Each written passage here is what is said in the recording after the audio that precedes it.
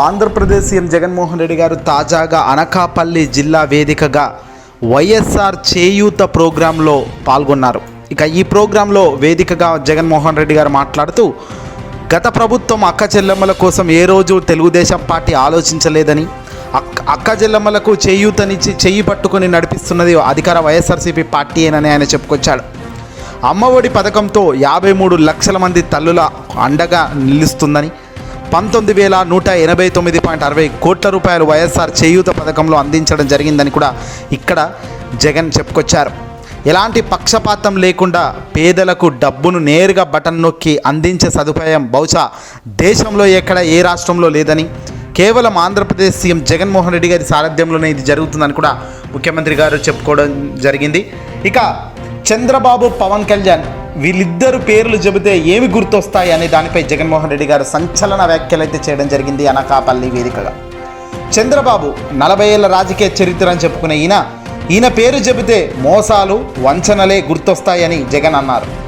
చంద్రబాబు పేరు చెబితే కేవలం పొదుపు సంఘాలకు చేసిన దగా గుర్తొస్తుందని, చెప్పిన మాట మీద నిలబడడు అన్న మనిషి ఎవరైనా ఉన్నారంటే ఈ చంద్రబాబే అనేది గుర్తుకొస్తుందని జగన్ అన్నారు. ఇక పవన్ కళ్యాణ్ చంద్రబాబు నాయుడు గారి దత్తత పుత్రుడు పేరు చెబితే వివాహ వ్యవస్థకే మచ్చగా గుర్తొస్తాడని, కార్లను మార్చినట్టుగా ఈజీగా భార్యలను మార్చేస్తుంటాడంటూ ముఖ్యమంత్రి జగన్మోహన్ రెడ్డి గారు పవన్పై ధ్వజమెత్తారు. వీరిద్దరూ కలిసి 2014లో వాగ్దానాలు ఇచ్చిన మోసాలను జగన్ క్లుప్తంగా మరోసారి వివరణకు తీసుకొచ్చారు. బ్యాంకుల్లో పెట్టిన బంగారం విడిపిస్తానంటూ దగా చేశారంటూ ఆనాడు 2014లో చంద్రబాబు, పవన్ ఏదైతే వాగ్దానాలు ఇచ్చారో ఆ వాగ్దానాలు చెప్పుకొచ్చారు ముఖ్యమంత్రి జగన్. మేనిఫెస్టో అన్నది చెత్తబుట్టలో పడేసే వీళ్ళిద్దరూ ఇప్పుడు మళ్ళీ జత కట్టిన విషయాన్ని జగన్ చెప్పుకొచ్చారు. పండంటి బిడ్డ పథకం పేరుతో మోసం చేశారు. కాల్ మనీ సెక్స్ రాకెట్ను నడిపించిన ప్రభుత్వం చంద్రబాబు ఘనత.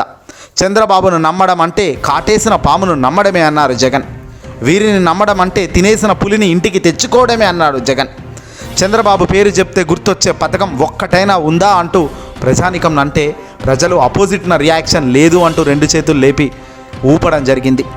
ఎన్నికలు వచ్చినప్పుడే చంద్రబాబు బీసీలు గుర్తొస్తారు.